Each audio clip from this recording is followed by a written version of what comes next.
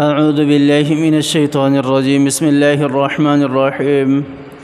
ومن اظلم ممن منع مساجد اللہ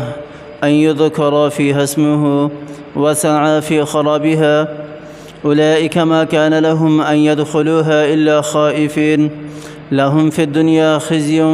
ولهم في الآخرة عذاب عظيم صدق اللہ العظیم۔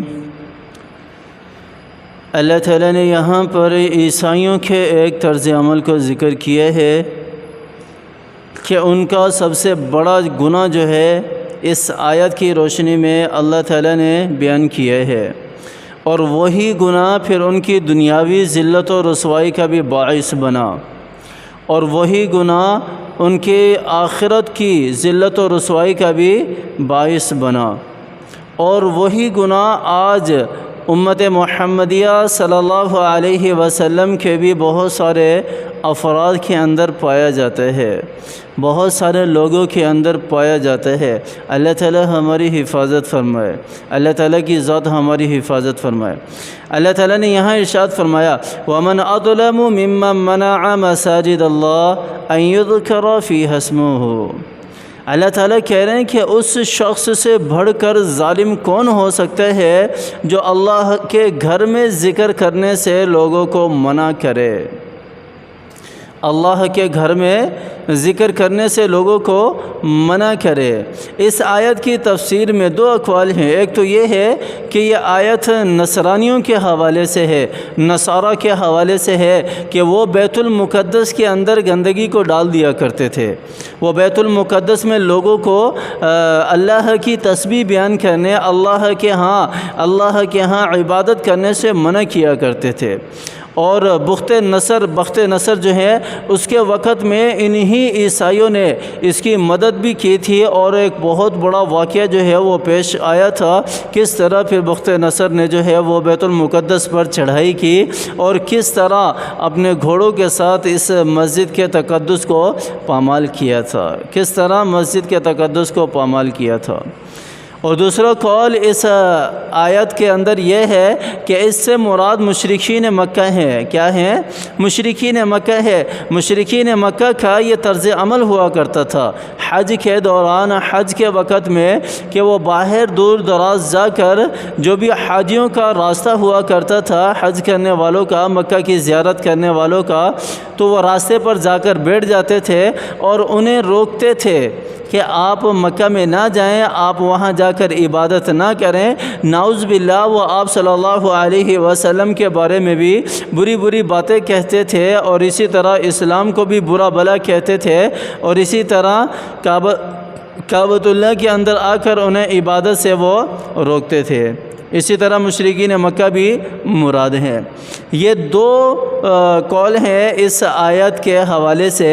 لیکن آج کا مسلمان اس کے اندر کس طرح پڑا ہوا ہے؟ آج کا مسلمان ظاہراً اگرچہ کسی کو نہیں روک رہا، لیکن عمل سے وہ یہ کام کر رہا ہے۔ مثال کے طور پر مسجد میں یا ہمارے ماتحت کوئی کام کرنے والا ہے، اگر وہ اپنے مالک سے اجازت چاہتا ہے کہ میں نماز پڑھ کے آ جاؤں، اول تو ہمارے اکثریت ایسے ہی ہے کہ کہیں پر بھی کسی کو نماز پڑھنے کی اجازت نہیں دی جاتی۔ اگر ہمارے کسی مزدور طبقے کو نماز پڑھنی ہو، اللہ کا ڈر اور خوف دل کے اندر ہو بھی، تو اس سے زیادہ اسے اس مالک کا ڈر اور خوف ہوتا ہے کہ مجھے یہ جاب سے نکال دے گا، مجھے یہ نوکری سے نکال دے گا، اور میں جو ہے اگر نماز پڑھنے گیا 5 منٹ زیادہ لیٹ ہو گیا تو مجھے آ کر باتیں سننی پڑیں گی۔ اپنے گھر والوں کی روزی روٹی کے لیے وہ اللہ کے اس حکم کو پامال کر دیتا ہے، صرف اس اپنے مالک کی وجہ سے کہ مالک کی باتیں سننی پڑیں گی۔ ظاہراً مالک نے اسے مسجد میں آنے سے منع نہیں کیا، ہاتھ پکڑ کر اسے نہیں روکا، زبان سے اسے نہیں کہا، لیکن نماز میں اگر 5 منٹ لیٹ ہو جانے پر اسے 10 باتیں سنانا، یہ کیا ہے؟ یہ اس کو دوبارہ مساجد کی طرف جانے سے روکا جا رہا ہے۔ اس کو کسی بھی دوسرے کام میں چھوٹی سی غلطی کرنے پر بہت ساری باتیں سنانا، اس بغض کے اندر آ کر کہ یہ نماز پڑھنے کے لیے چلا گیا، میرا اتنا وقت ضائع ہو گیا، اتنے وقت میں میرا اتنا کام نکل جاتا، اتنا اس کو سمجھ نہیں ہے کہ اللہ کے بندے اگر میرے ماتحت کام کرنے والا کوئی اللہ کے گھر چلے جاتا ہے، وہاں جا کر اللہ کو سجدہ کر لیتا ہے، تو یہ میرے کام کے اندر برکت کا باعث بنے گا، یہ میرے کام کے اندر برکت کا باعث بنے گا۔ میں نے کچھ دنوں پہلے ہی ایک بات بیان کی تھی کہ ہمارے تبلیغی حضرات جتنے بھی ہیں، جب یہ کھانا بناتے ہیں تو ان کے کھانے کے اندر بہت برکت ہوتی ہے، چاہے یہ کیسا ہی کھانا کیوں نہ بنا لیں، کسی طرح کا بھی کھانا کیوں نہ بنا لیں، اور کھانے والا جتنا مرضی کھا لے، لیکن کھانے والے کو تکلیف نہیں ہوتی، چاہے وہ کسی بھی بیماری کے اندر مبتلا ہو۔ کیوں نہیں ہوتی؟ اس لیے کہ وہ کھانا بنانے والا 5 وقت کا نمازی ہے، وہ کھانا بنانے والا وضو سے ہے، وہ کھانا بنانے والے کی زبان جو ہے وہ ذکر سے تر و تازہ ہے، قرآن کی تلاوت سے تر و تازہ ہے، ہر وقت اسے اللہ کی یاد رہتی ہے۔ یہی وجہ ہے کہ اس کے کھانے کے اندر یہ ساری چیزیں مکس ہوتی ہیں اور اس کے کھانے کے اندر برکت کا باعث بنتی ہیں۔ آج اگر ہمارے ماتحت کام کرنے والے، میں جس مسجد میں ہوں یہ مسجد مارکیٹ کی ہے، اور یہاں پر بہت سارے لوگ ہیں جن کے ماتحت کئی لوگ کام کرتے ہیں، لیکن میں نے کئیوں سے پوچھا ہے، وہ کہتے ہیں کہ مالک کی طرف سے اجازت نہیں ملتی، ہمیں مالک کی طرف سے اجازت نہیں ملتی، اور اگر ہم نماز پڑھنے کے لیے بھی آ بھی جائیں تو دوسرے دن کسی دوسرے بندے کو رکھ لیتے ہیں، ہم کہاں جائیں؟ اتنی مہنگائی ہے، اس مہنگائی کے دور میں ہم روزی روٹی کہاں سے کریں؟ اگر یہاں سے بھی نکال دیے جائیں، دوسری جگہ جائیں، تو وہ بھی سوال کرتا ہے کہ وہاں سے کیوں آئے، وہاں پر بھی وہی سارا ایشو سامنے کھڑا ہوتا ہے، ہم کہاں جائیں؟ تو ایسے نہ کریں، خود بھی اللہ کے گھر میں آنے والے بنیں، اور جو ماتحت ہیں ان کو بھی ساتھ لائیں، ان کو بھی ساتھ لے کر آئیں۔ دیکھیں یہاں پر اللہ تعالیٰ نے پھر ایک بہت بڑی بات ذکر کی ہے جو اس عمل کے اندر شامل ہے۔ اللہ تعالیٰ نے کیا ارشاد فرمایا؟ لَهُمْ فِي الدُّنْيَا خِزْيٌ وَلَهُمْ فِي الْآخِرَةِ عَذَابٌ عَظِيمٌ۔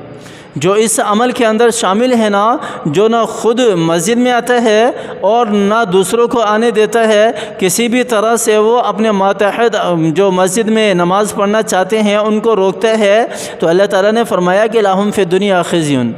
ایسے لوگوں کے لیے اللہ تعالیٰ نے دنیا کے اندر ہی ذلت رکھی ہے، رسوائی رکھی ہے، دنیا کے اندر ہی، آخرت میں تو ہے ہی ہے۔ وَفِي الْآخِرَةِ عَذَابٌ عَظِيمٌ، اور آخرت کے اندر اللہ تعالیٰ نے بہت بڑا عذاب ایسے لوگوں کے لیے تیار کر رکھا ہے، اور دنیا کے اندر بھی ذلت و رسوائی کا شکار بنے گا۔ جہاں ہم اپنے مزدور کے لیے چائے کا ٹائم اسے دیتے ہیں، 5 منٹ 10 منٹ چائے پینے کے لیے دیتے ہیں نا، دن میں 3 مرتبہ یا 2 مرتبہ یہ ٹائم ہر مالک دیتا ہے اپنے مزدور کو۔ جہاں ہم کھانا کھانے کے لیے 1 گھنٹہ اپنے مزدور کو دیتے ہیں، اس 1 گھنٹے کو آپ آدھا گھنٹہ کر لو، باقی آدھا گھنٹہ جو ہے وہ 3 نمازوں پر چھوڑ دو، 2 نمازیں، بلکہ تیسری نماز 2 نمازیں تو ویسے ہی چھٹی ہو جاتی ہے مزدوروں کی، فجر کی نماز بھی اور عشاء کی نماز میں مزدور جو ہے ویسے آزاد ہوتے ہیں۔ باقی کتنی نمازیں؟ 3 نمازیں ہیں، ظہر کی نماز ہے، عصر کی نماز ہے اور مغرب کی نماز ہے۔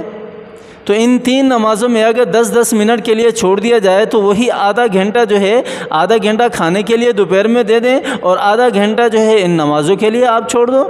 آپ بات کر لو مزدور سے جو بھی آتا ہے کہ بھئی میں 1 گھنٹہ ہر جگہ پر چھٹی کا ہوتا ہے، دوپہر کے کھانے کا 1 گھنٹہ یا 1.5 گھنٹہ، میں جو ہے اتنا وقت اس میں سے آپ کا کم کروں گا، اور وہ جو وقت ہے وہ نمازوں کے لیے خاص ہوگا کہ آپ اس وقت میں نماز کے لیے جائیں گے۔ اب بات ساری مزدور کے اوپر آئے گی، اب وہ بندہ، وہ مالک آزاد ہے، چاہے کچھ بھی ہو جائے، لیکن اس بندے کے اوپر سارا کا سارا وبال آئے گا اب اگر نہیں پڑھتا تو۔ اب وہ بندہ روکنے والا نہیں ہے مساجد سے، اور اس عمل کو اختیار کرنے سے اس کے کام کے اندر بھی برکت ہوگی، اس کے عمل کے اندر بھی برکت آئے گی، اس کی زندگی کے اندر بھی برکت آئے گی، اللہ تعالیٰ اس کو خوشحال بنا دیں گے۔ یہ ایسا عمل ہے۔ اللہ تعالیٰ ہمیں سمجھ عطا فرمائے، اللہ تعالیٰ ہمیں قرآن کو سمجھ کر زندگی گزارنے کی توفیق عطا فرمائے، اللہ تعالیٰ ہمیں قرآن کے مطابق زندگی بسر کرنے کی توفیق عطا فرمائے۔ اللہ تعالیٰ ہمارے جتنے بھی بیمار ہیں، ہم میں جو بیماریاں ہیں، اللہ تعالیٰ سے صحت یابی والی زندگی چاہتے ہیں۔ اللہ تعالیٰ بیماریوں سے شفا یابی والی زندگی دے، بیماریوں سے نجات عطا فرمائے، شفا کلی عطا فرمائے، دنیاوی اور اخروی ذلت و رسوائی سے اللہ کی ذات ہماری حفاظت فرمائے، ہمارے بچوں کو نیک اور صالح بنائے۔ اللہ تعالیٰ اپنی مرضی کے مطابق زندگی گزارنے کی توفیق عطا فرمائے۔ جتنے بھی ہمارے پیارے اس دنیا سے جا چکے ہیں، اللہ تعالیٰ